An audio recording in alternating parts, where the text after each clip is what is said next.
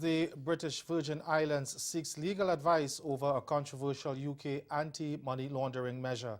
And in sport, a fast bowling legend says West Indies has work to do to become serious contenders in next year's Cricket World Cup. I'm Ricardo Roberts and this is Caribbean in 10 for Thursday, May 3rd. I'll be back with the details after the break.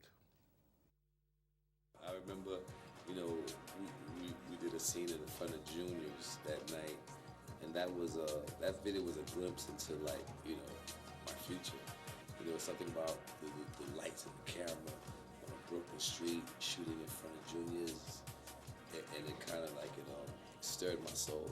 That was awesome. That changed my career. That's a very iconic time in my dance career. Shout out to Crystal Waters. So it seems like this regular season was hijacked by injuries. We're into the playoffs now. Are you seeing that being translated into the playoffs?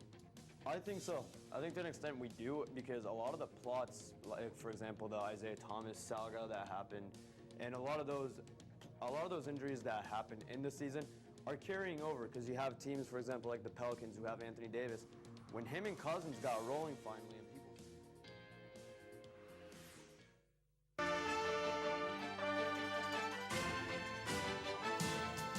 The British Virgin Islands government is considering its legal options regarding measures by the United Kingdom to fight money laundering that could hurt the British overseas territory.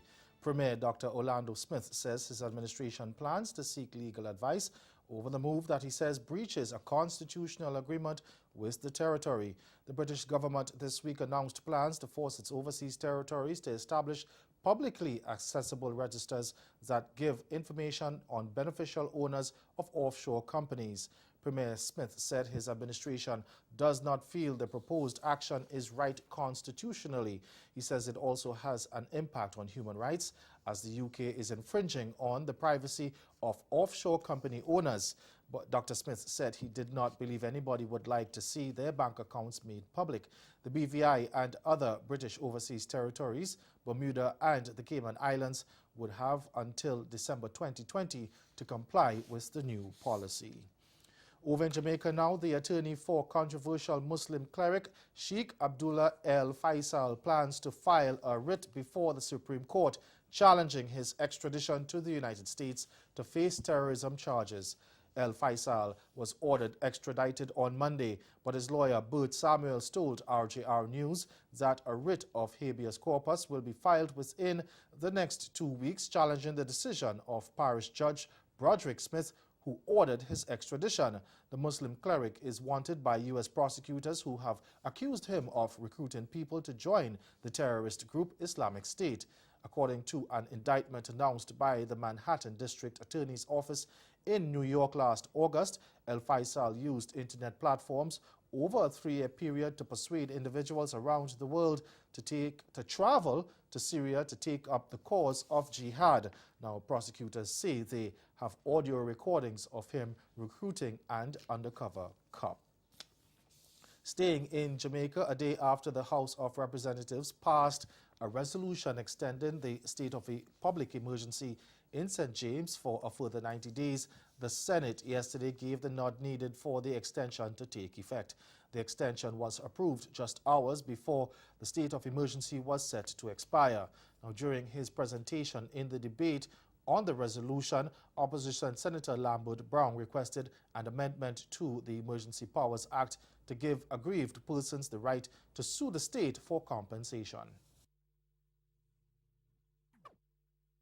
There's no provision for compensation for loss of life, compensation for property, compensation for going on land, compensation for vehicle, but none for the life of human beings.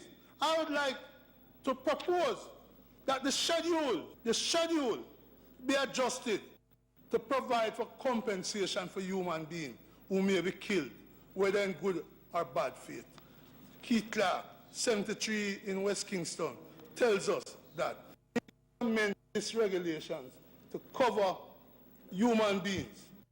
The Andrew Holness administration had said the extension was needed in order to give the security forces more time to clamp down on criminal activities and the lawlessness plaguing the parish.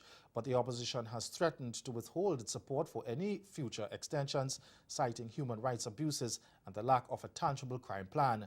Yesterday, leader of government business in the Senate, Senator Kamina Johnson-Smith, said if the government returns to Parliament for another extension, it would be based on the advice of the security forces. Stay with us. Your Midday Sport is next.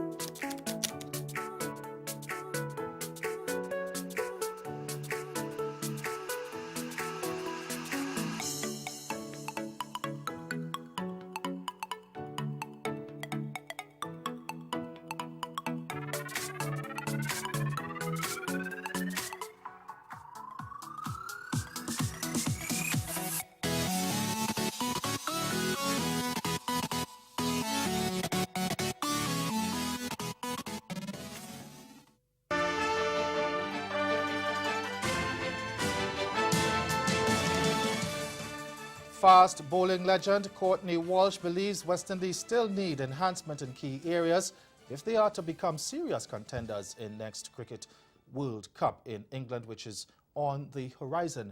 The Jamaican, who is currently the interim head coach of Bangladesh, identified competitiveness and consistency as the issues with the side, noting they needed some fine-tuning. Walsh told Observer Radio's Good Morning Jojo Sports Show, quote, "I think consistency is the key. When I followed the games in the World Cup qualifiers, I think we were up and down and a little bit inconsistent. And I'm not sure as to the structure they have or what they are looking to work towards, but there are things when I look at them from the outside that definitely could do with some fine-tuning to sort out or to sort of make them more competitive and a little bit more consistent," end quote. West Indies secured their berth in the 10-team World Cup, which will be held from the May 30th to July 14th after finishing in the top two of the qualifiers in Zimbabwe in March. Although they lost just twice, they were far from convincing and were forced to pull out of all the stops in order to book their place in the final. In other cricket news now, Kamaro Leverock made an explosive return from suspension by spearheading a 58-run win over Jersey as Bermuda eased their ICC World Cricket League Division 4 relegation worries in Kenara Academy Oval yesterday. Now, having been sent in, Bermuda were given a flying start with 32 of 2 overs by openers Leverock and Okera Bascom. Leverock flayed 2 sixes and a 4 in the first overs from Cornelis Bodestein, and his partner followed suit in the second, delivered by Anthony Hawkins K. Leverock provided the early impetus in his side's 242 of 49.2 overs with a boundary-filled 66, and then took a crucial top-order wicket to earn the Man of the Match award after Jersey subsided to 184 all-out in the 43rd over. Bascom went for 21 with 52 on the board, and Leverock followed him back to the pavilion at 110 in the 16th over, having struck 8 fours and 3 sixes in his 43-ball innings. Ben Stevens, who earlier claimed 3 for 42, was Jersey's top scorer with 42 trapped LBW by Gennaro Tucker for 42, while Nick Ferraby made 31 and Bodeston last man out for 30. That's Caribbean in 10. Join us again at 6:30 for Caribbean Newsline. Good afternoon.